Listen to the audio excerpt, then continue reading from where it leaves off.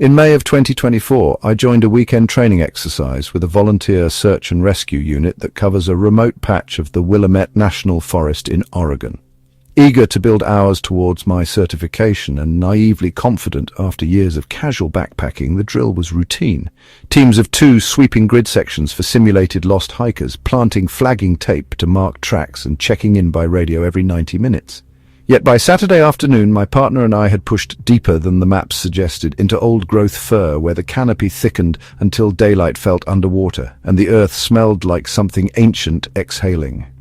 My GPS sputtered, showing scattered satellites before giving me a blank screen. My compass needle twitched but settled, so we kept bearing west toward the next rendezvous. That was when we found the stairs. They rose from moss-choked soil with no foundation. 9 wooden steps, bleached silver, perfectly intact, though no path approached and no ruin lay nearby, just an isolated stairway leading from nothing to nowhere beneath the dripping silence. My partner laughed it off, snapped a photo, and radioed base for a waypoint. Static answered. Then a garbled fragment about interference, so we logged the anomaly on paper and moved on. But the forest felt heavier after that, air thicker, light duller, as though we had crossed a threshold. 30 minutes later, we should have reached a shallow creek marked on every topo sheet. Yet the terrain only climbed and twisted back on itself like a spiral.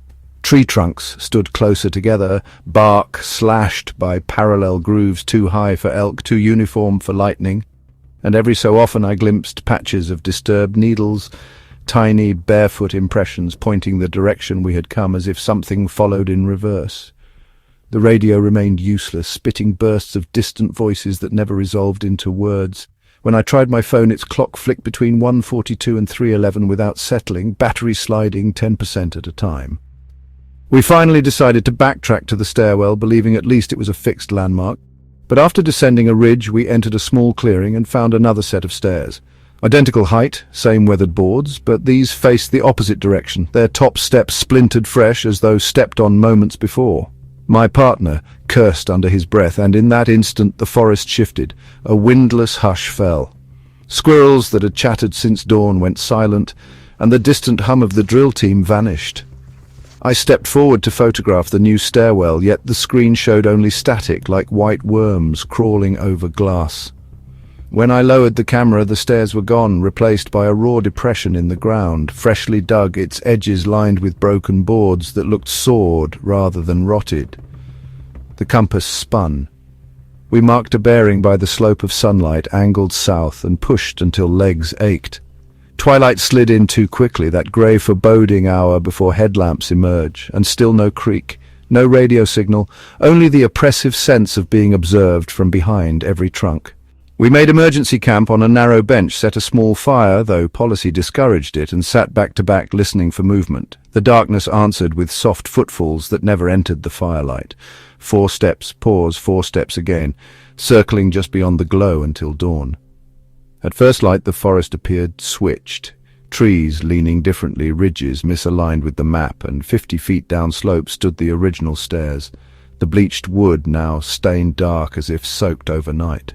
My partner walked toward them, despite my protest, placed a boot on the lowest step, and the forest reacted. The temperature dropped, our breath fogged, and from every direction came a distant rhythmic pounding, like hundreds of fists striking hollow wood in unison. He jerked back and the sound ceased. On the riser, where his foot had pressed, new scratches appeared, 4 parallel grooves matching those we had seen on the trees. We fled downslope, stumbling through brush until a familiar cedar snag appeared and a trickle of water finally glinted. The creek existed, yet its banks were littered with shattered boards, each piece bearing the same set of claw-like gouges.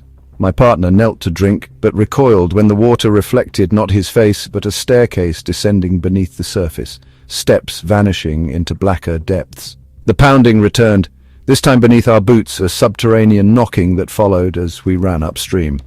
After a half-mile, the water disappeared into gravel as though swallowed, and the trail, an actual maintained trail, emerged unforeseen. Relief surged. Minutes later, radio crackle burst alive, supervisors shouting our call signs and demanding location. We spilled frantic details, but when they reached us, the GPS coordinate they logged lay outside our assigned grid by 6 miles across terrain we never crossed. Back at base, other teams reported intermittent echoes during the night, distant hammering that carried through the soil, as though someone building underground. My partner tried to pull up his stair photo, yet every file from that afternoon onward showed corrupted grey static but carried a faint overlay, a shape resembling a spiral staircase viewed from above, tightening into darkness. He quit the program a week later, refusing to discuss it. I returned once, months later, determined to prove we'd simply been lost. But Forest Road 468, the access we'd used, was closed for the season, signage citing landslide risk. Satellite imagery showed healthy terrain, no slide. Sometimes my phone glitches at 3:11 a.m., battery dropping 10%, while the compass app loops uncontrollably.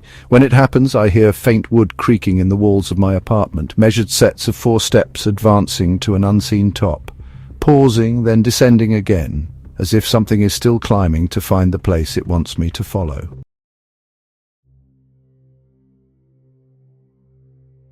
In October of 2022, I joined 3 friends on a foliage backpacking trip in Vermont's Green Mountain National Forest, eager for blazing maples and crisp nights. Before winter closed the high country trails, the plan was to hike a 12-mile segment of the long trail, bivouac at a primitive site called Sunset Knob, and finish the loop back to the trailhead by early Sunday. We parked at the Sucker Brook lot under a sky thick with low clouds reddened by late afternoon, and stepped onto the leaf-strewn path conversation bouncing between work gripes and nostalgic college stories. The forest felt alive with colour, scarlet sugar maples, golden birches, and dark spruces smelling of resin, and for the first 5 miles, everything went exactly as a postcard promises. The first odd detail appeared near twilight when we crossed a small saddle between 2 ridges, a weathered metal pole rising from the duff, no taller than my chest, topped by an unlit glass lantern shaped like something out of a 19th century street scene. There was no sign of a campground or junction, no explanation for old iron this deep, but we laughed it off, maybe a trail volunteer's eccentric marker, and pressed on. We reached Sunset Knob just after dusk, pitched tents, cooked ramen on a shared stove, and watched the clouds swallow the horizon where we'd hoped for stars. Wind sighed through the hardwoods, temperature falling fast, and by 10 we settled into sleeping bags, headlamps clicked off one by one. I woke around 2:30 a.m. to muffled voices outside, 2, maybe 3, speaking in low tones I couldn't pass. My first groggy thought was that we'd been joined by late hikers.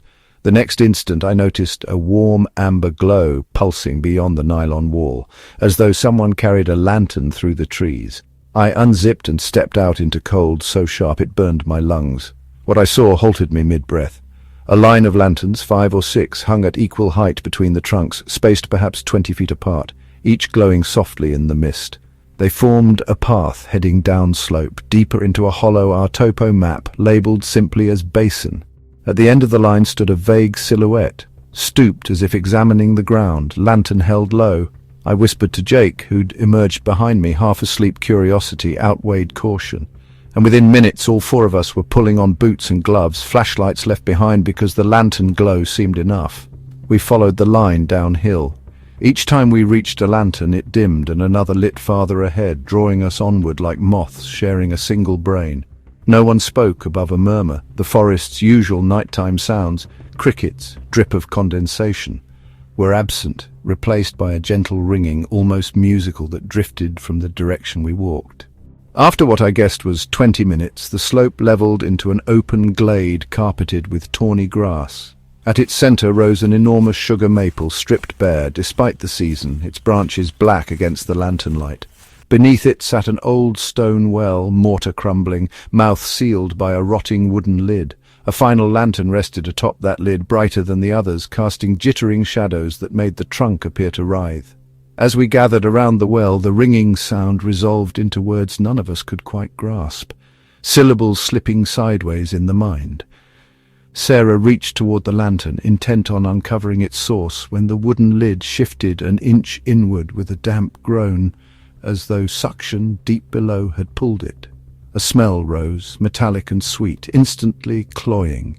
The lantern flared once, and every flame along the path behind us winked out at the same time, plunging the glade into darkness, broken only by that single well-top glow. Panic cracked whatever trance held us. Dylan swore and stumbled back toward what he assumed was uphill, but the darkness swallowed him. The rest of us chased the faint crunch of his steps, only to collide with saplings that hadn't been there moments earlier. The lantern behind us extinguished, leaving nothing but thick silence and the memory of ringing. I fumbled for my phone, dead, though the battery had been full, and felt the ground slope strangely underfoot, as if the forest floor folded downward like a funnel. Cold seeped up through my boots, numbing toes in seconds. Jake called Dylan's name. The only answer was the dull thud of something heavy striking wet earth, far off yet echoing through the hollow. Light blossomed again, not amber now, but a pallid green, from dozens of small bulbs embedded in the soil around us, forming concentric circles that pulsed as if tracking a heartbeat. In their sickly glow we saw Dylan standing at the far edge, arms slack, staring at something above us with eyes reflecting the green. We looked up. Lanterns hung overhead, suspended from invisible cords, forming a spiraling canopy that rose into darkness until they resembled stars pulled too near. Each one contained a shadowy silhouette, tiny at the top, larger closer to us, of something human-like curled inside glass. As the lights brightened, the silhouettes writhed, mouths yawning open, though no sound emerged. Dylan stepped forward as if answering a summons. Jake grabbed his arm. Skin tore away like damp paper, revealing dark hollows beneath, and Dylan collapsed without a cry, dissolving into loose cloth and a smear of something too black for blood. The lanterns flickered. The ring of ground lights pulsed faster, and from the well issued a single wet breath. Fight replaced shock. Sarah and I dragged Jake, still conscious, back uphill, guided by a faint greying of the sky we prayed was east. The incline seemed steeper than descent, our feet slipping on slick roots that hadn't existed hours before. Behind, the green lights chased us, extinguishing one by one as though whatever ruled them tired of the game. At last, the ridgeline broke into the campsite clearing, dawn bleeding weak pink through lifting fog. Our tents stood exactly as we'd left them, untouched, stove-cold. We threw gear into packs and fled the way we'd come, arriving at the trailhead before full sunrise, legs shaking. Rangers found no well, no glade, no lantern poles, only our boot prints diverging from the long trail and looping back on themselves. The hollow called Basin didn't exist on their detailed survey maps. Satellite imagery showed continuous forest canopy. Dylan's belongings remained in his tent bag, wallet and phone, displaying a single photo in the gallery, an overhead shot of our three shadows circling a lantern-lit well. His body was never recovered. A month later, during heavy rain, Sarah received a padded envelope with no return address. Inside lay a small glass lantern, wick-soaked but unlit, and a folded scrap of trail map we hadn't carried. The map marked a hollow labelled Basin, circled in black, and beneath it Dylan had signed his name in handwriting Sarah swore wasn't his.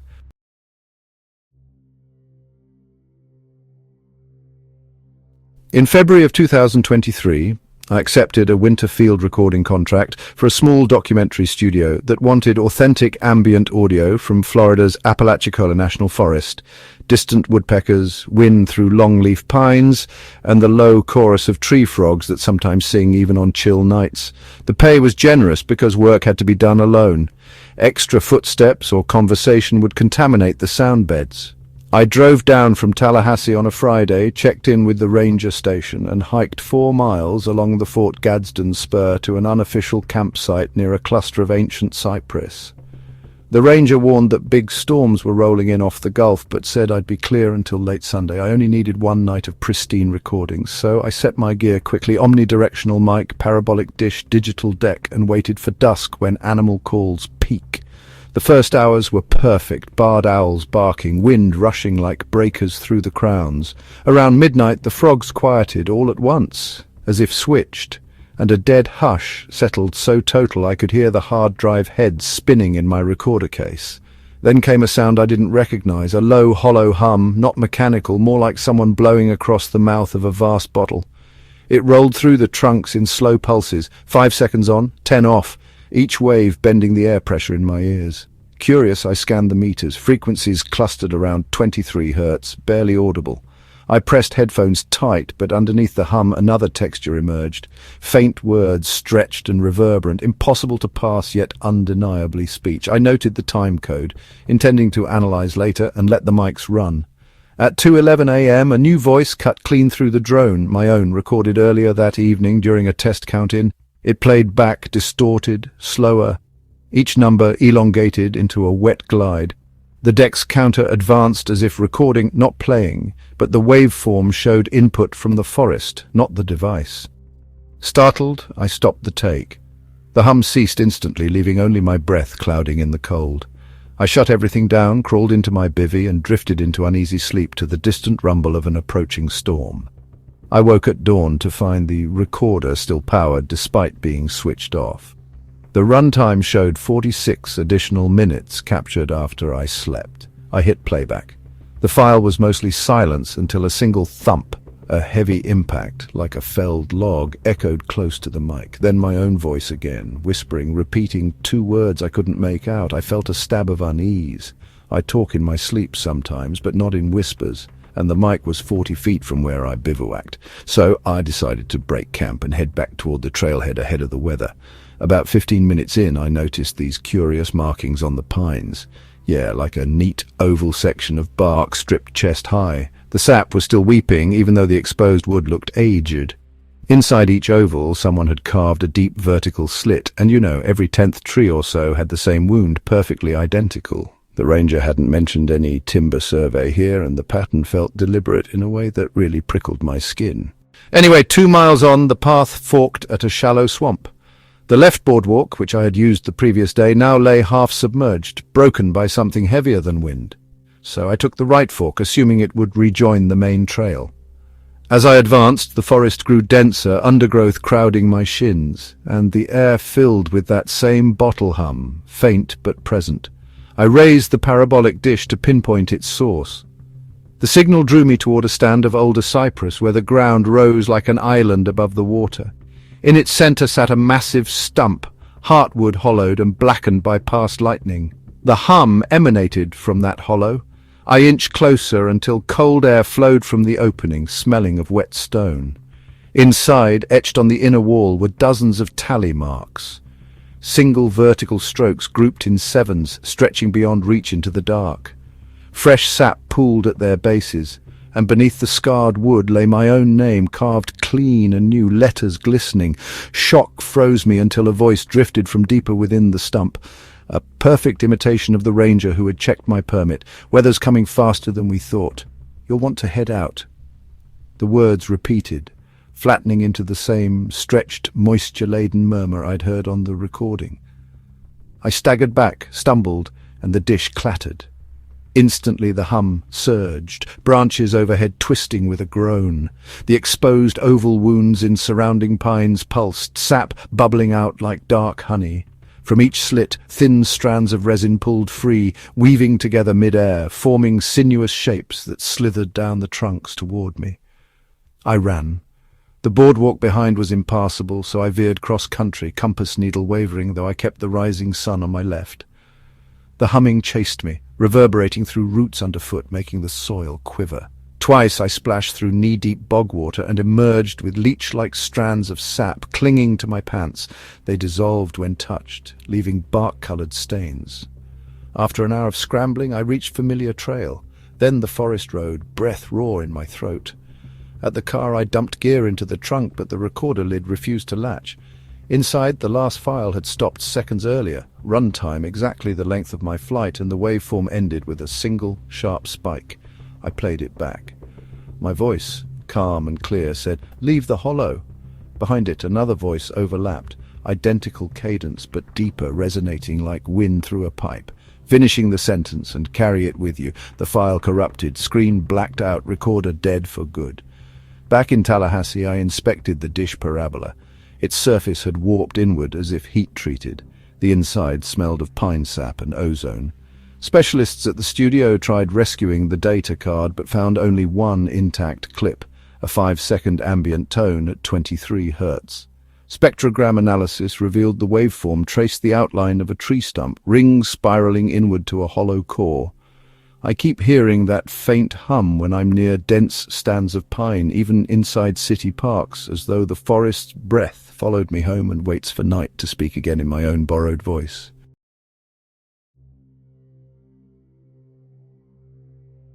The forest never forgets the footsteps, the whispers, or the names it gathers, and some echoes follow you long after the trees are gone.